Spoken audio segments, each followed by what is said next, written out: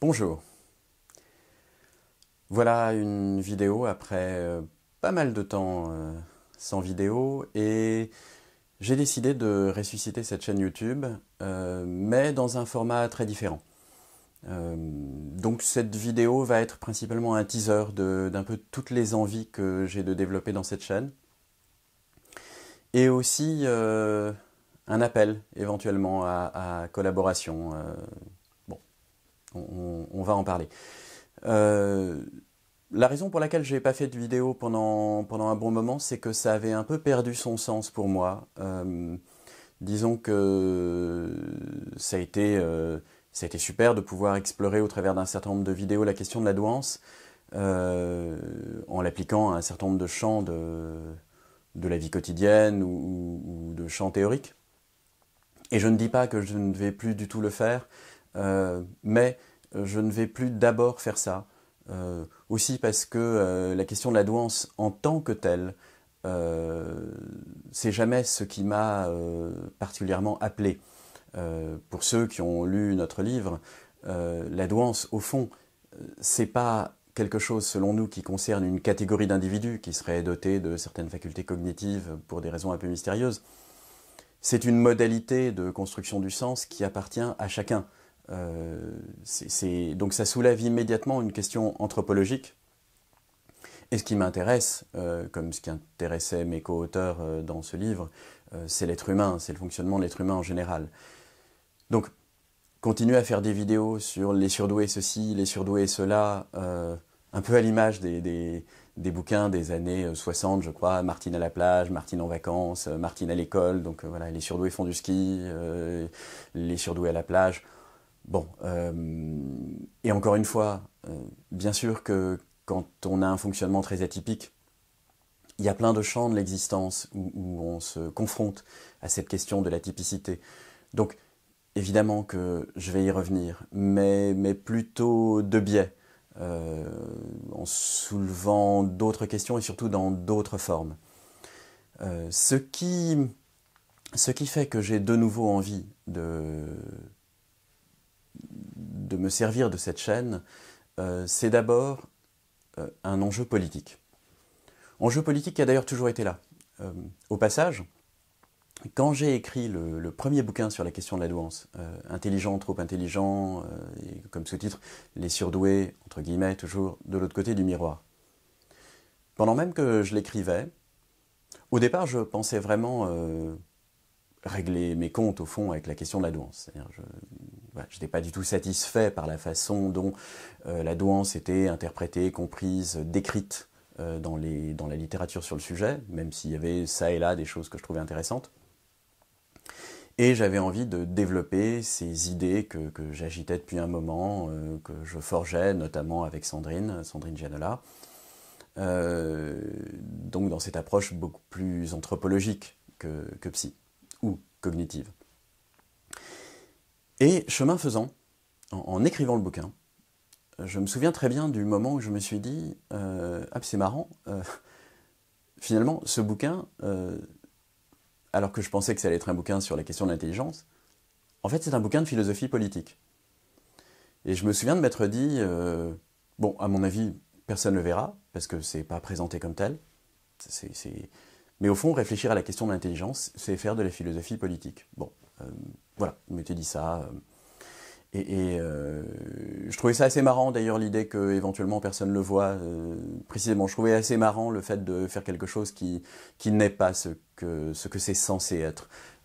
C'est pas sans lien avec la question de la douance, enfin, justement, de ne pas écrire dans des cases, de ne pas écrire du tout dans un format universitaire, de volontairement ne pas faire de bibliographie, de ne pratiquement pas faire de notes de bas de page, de ne quasiment pas citer, non pas parce que la réflexion serait ex nihilo, évidemment, mais parce que cette question du name dropping et ce qui fait que plein de bouquins au format universitaire finalement contiennent une ou deux idées, mais sont d'abord et avant tout un index, un référencement d'un certain nombre de sources. Bon, ça peut avoir sa légitimité, mais c'est aussi chiant à écrire qu'à lire. Enfin, en tout cas, c'est pas du tout comme ça que j'avais envie d'écrire.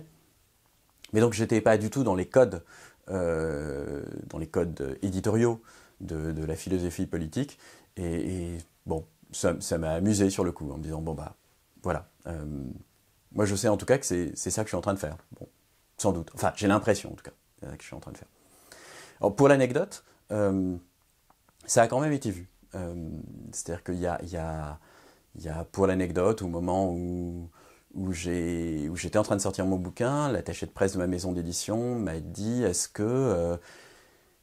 qu'il y a des gens, en plus des journalistes, en plus est-ce qu'il y a des gens à qui tu as envie d'envoyer ton bouquin? Et bon, j'ai réfléchi un peu, et puis je me suis dit oui, il y a quelques figures du monde intellectuel qui m'intéressent, pas tellement parce qu'elles sont connues ou parce qu'elles auraient tel ou tel statut, mais parce qu'il y a quelques personnes dont je trouve que la pensée est assez libre.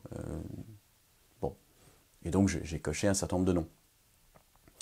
Et le bouquin a été envoyé à ces gens-là, et il y en a quelques-uns qui ont vu. Enfin, je me souviens notamment d'une lettre manuscrite, c'est pas la peine que je dise de qui il s'agit, mais enfin bon, d'un universitaire justement qui a beaucoup construit sa carrière dans des réflexions de philosophie politique, et qui a vu, et qui m'a dit, notamment dans tout ce qu'il me disait, bah voilà, évidemment c'est un ouvrage de philosophie politique. Bon, juste pour l'anecdote. Enfin, au-delà de l'anecdote, la question de la politique et la question de la douance, justement, ce qui m'intéresse, c'est pas tant, bien sûr, comme parent par exemple, je me suis confronté à la question de comment je fais avec mes gamins à l'école, en l'état de l'école.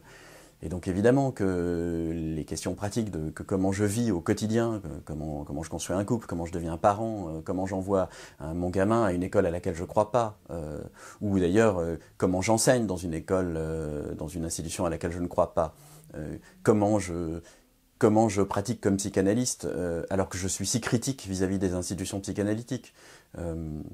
Bref, toutes ces questions, elles sont évidemment très importantes. Mais au-delà de ça, parce que si on se contente toujours de poser les questions comme ça, les solutions vont être strictement individuelles. Alors, c'est important qu'il y ait des solutions individuelles. Il faut bien vivre dans un monde fou. Mais la question de la folie du monde, on ne peut pas simplement l'éluder.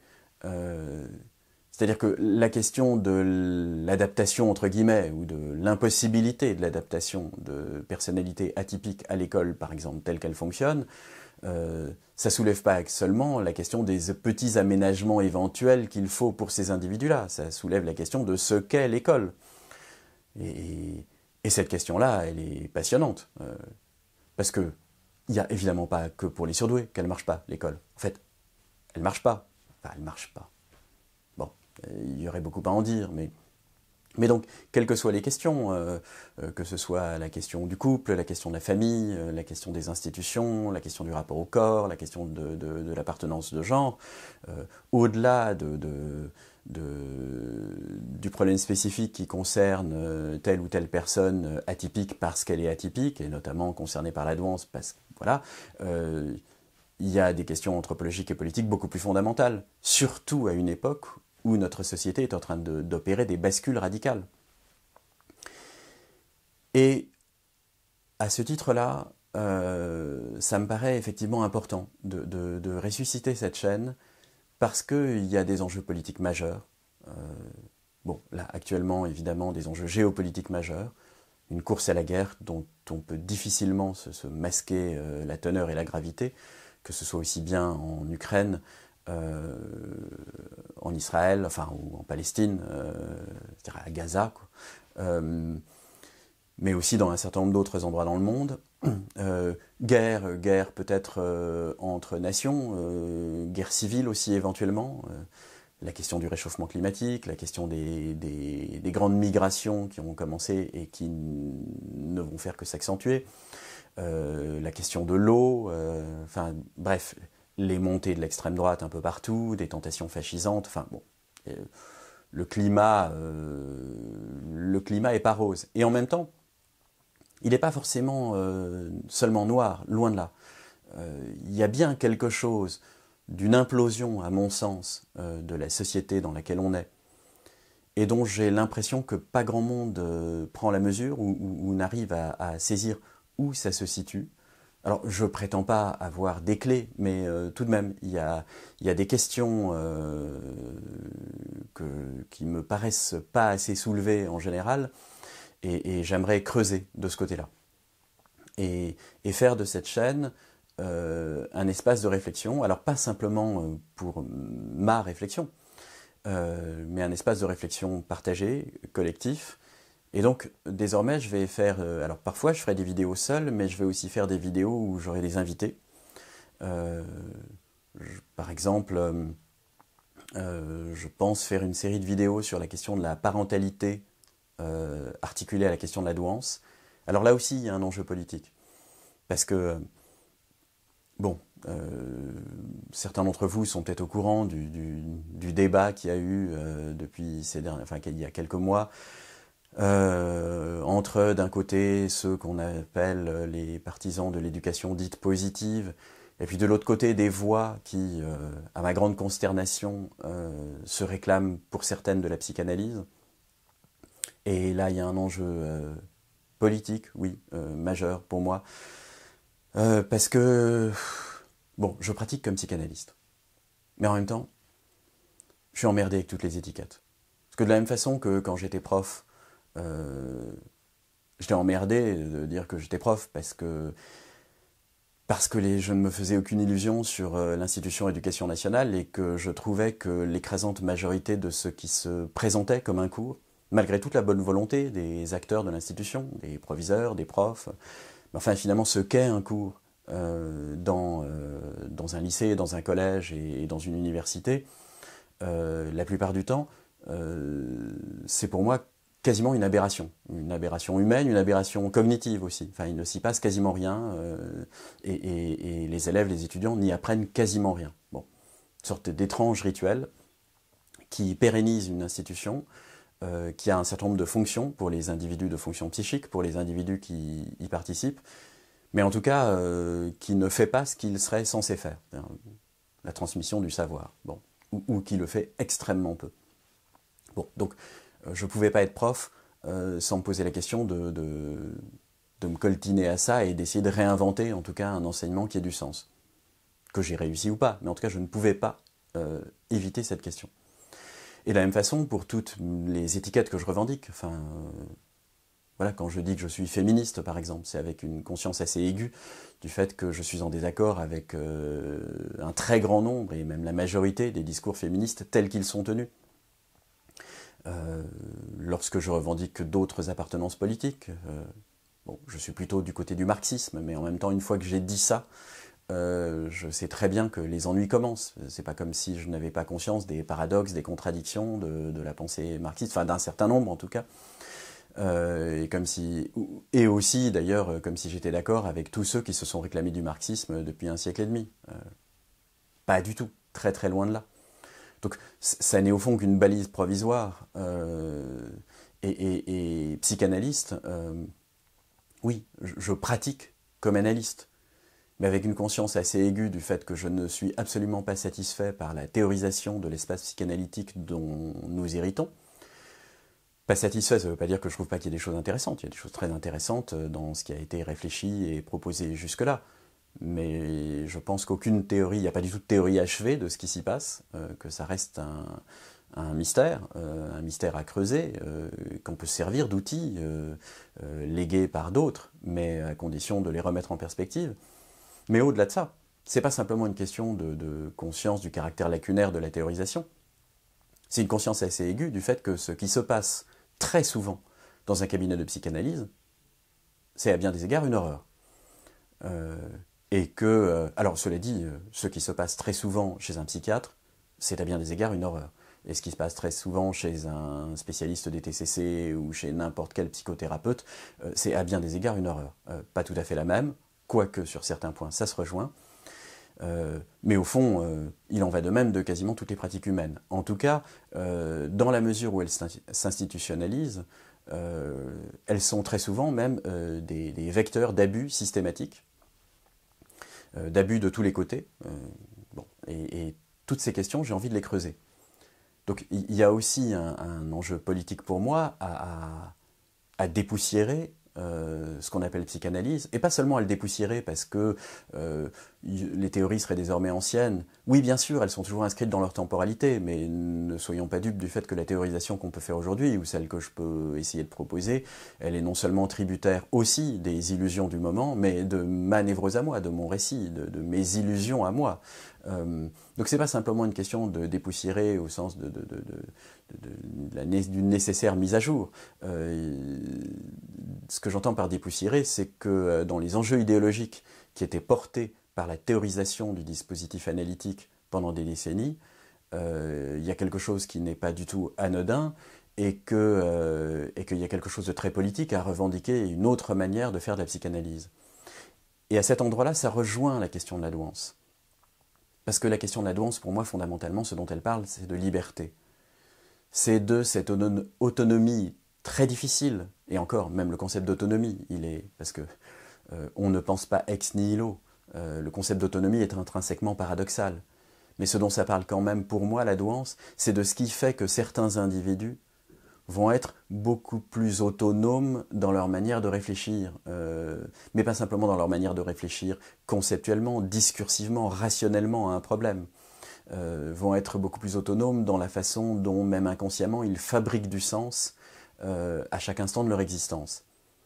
Et ça me parle d'enjeux qui sont très politiques et de questions de... Ça me parle de liberté. Mais là encore, ne soyons pas dupes du fait que le mot de liberté, le concept de liberté lui-même est très paradoxal. Et qu'il ne s'agit pas de le fétichiser comme si le nec plus ultra, c'était d'être libre. C'est bien plus complexe que ça.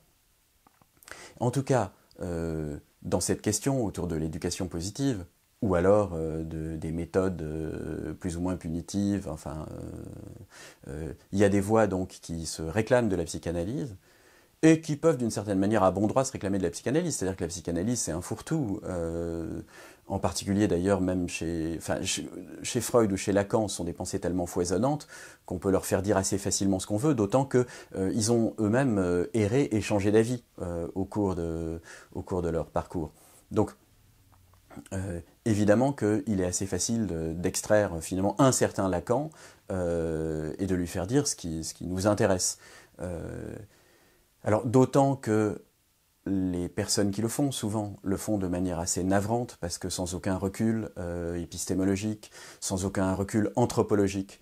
Bien sûr qu'à bien des égards, la psychanalyse fonctionne comme une religion, avec un certain nombre de sectes qui annonnent des trucs qui deviennent au bout d'un moment totalement absurdes, même quand ils sont intelligents à l'origine, et qui finalement ne servent que le récit qu'ils avaient envie de se raconter.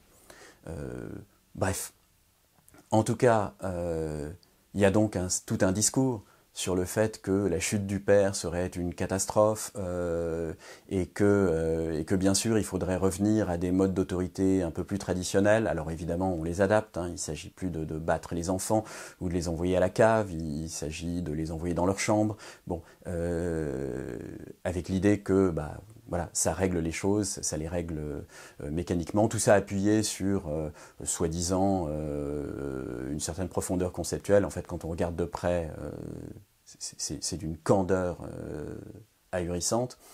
Enfin, vraiment, il n'y a aucune réflexion sociologique, aucune réflexion anthropologique, et il n'y a même pas une vraie réflexion sur l'histoire de la psychanalyse et une réflexion épistémologique sur les concepts psychanalytiques.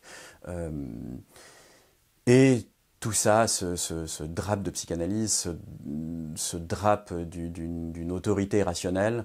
Évidemment, ça fait le miel aussi de toute une certaine presse, d'un certain nombre d'éditorialistes.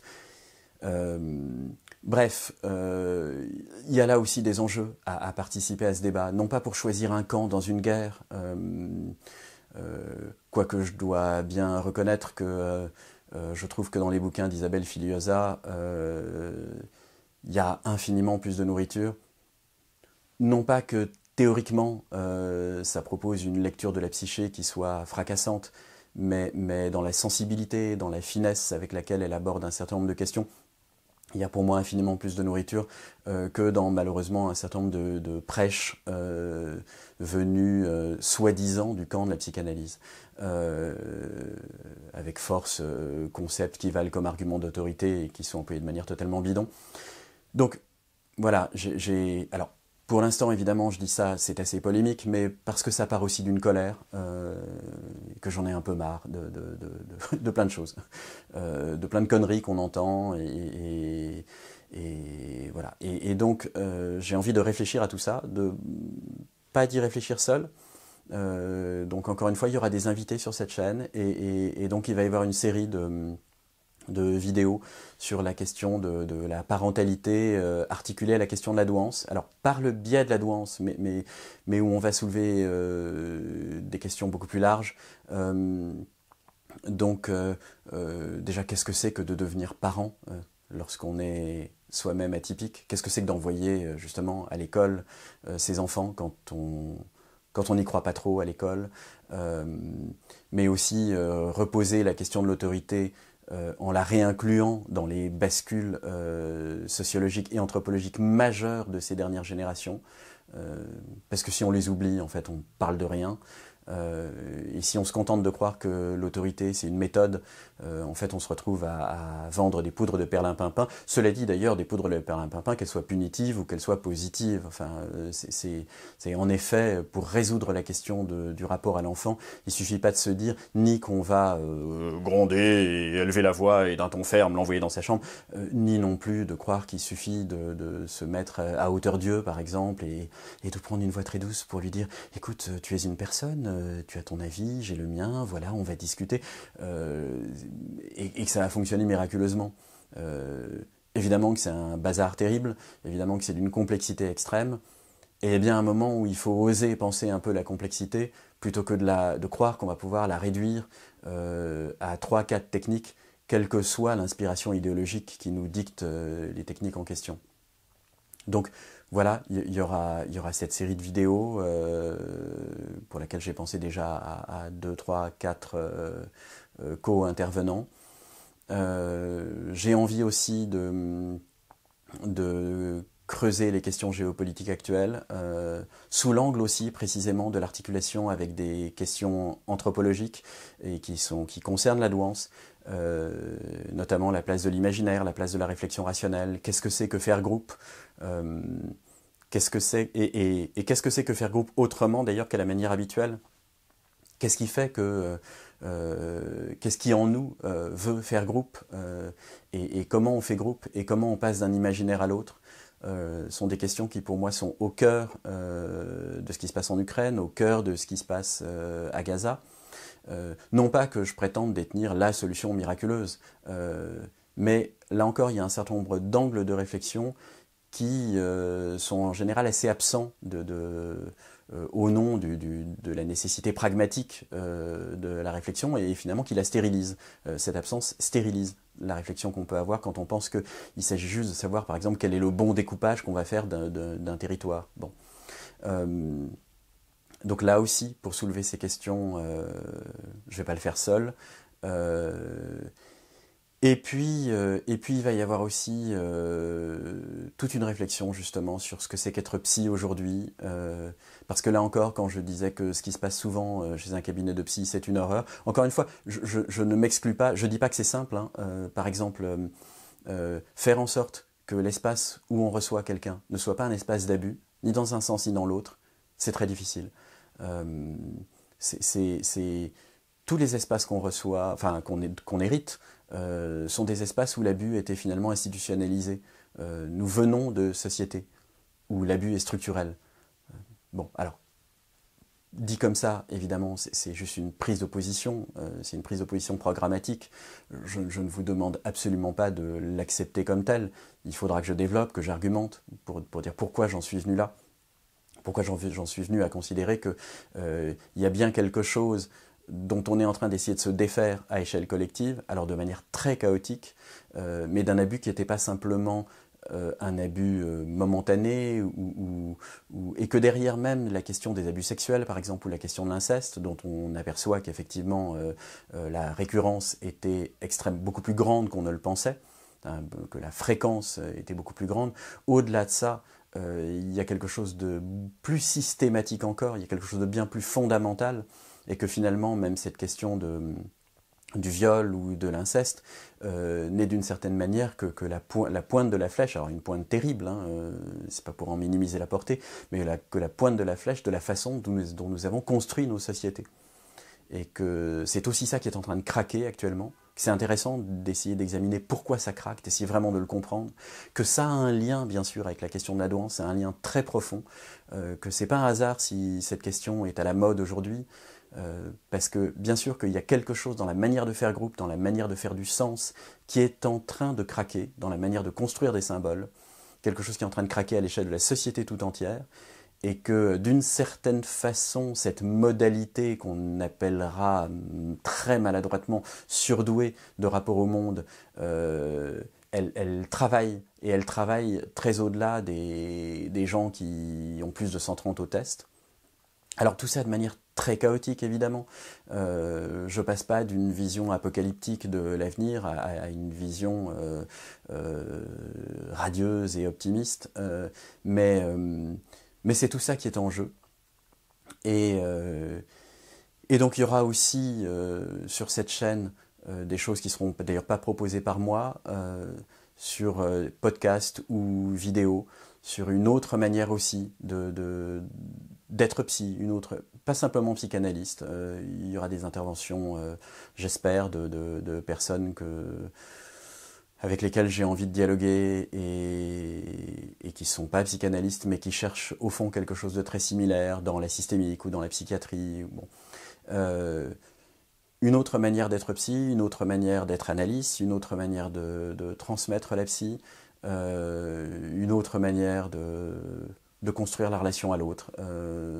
Voilà, c'est tout ce qui est en train d'émerger de façon extrêmement chaotique aujourd'hui, et dont je pense que le fait que ça puisse se développer est un enjeu majeur, parce que quand une société implose, il y a aussi des risques considérables, risques de guerre civile, que sans doute on va vers des moments très troublés, très chaotiques, très catastrophiques à certains égards, mais c'est aussi dans les catastrophes que de la nouveauté émerge. Je vois cette implosion avec un mélange de terreur et de gourmandise.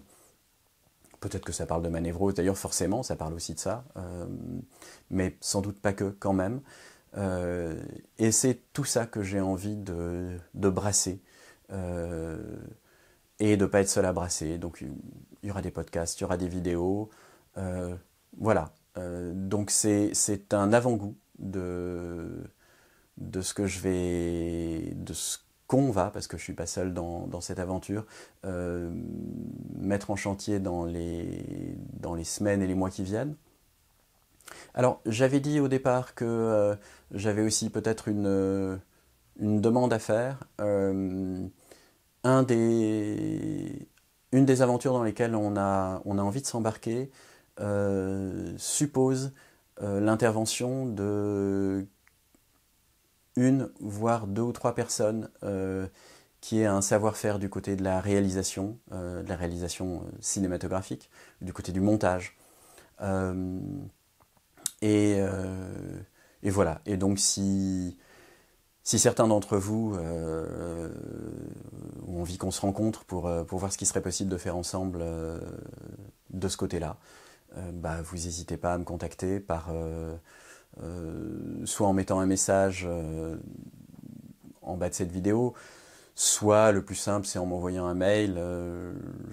Mon mail est assez facilement accessible, mais enfin je peux vous le redonner, c'est carlos.tinoco, alors Tinoco, T-I-N-O-C-O, @orange.fr. Voilà, donc je vous dis à bientôt, et j'espère que l'aventure sera belle.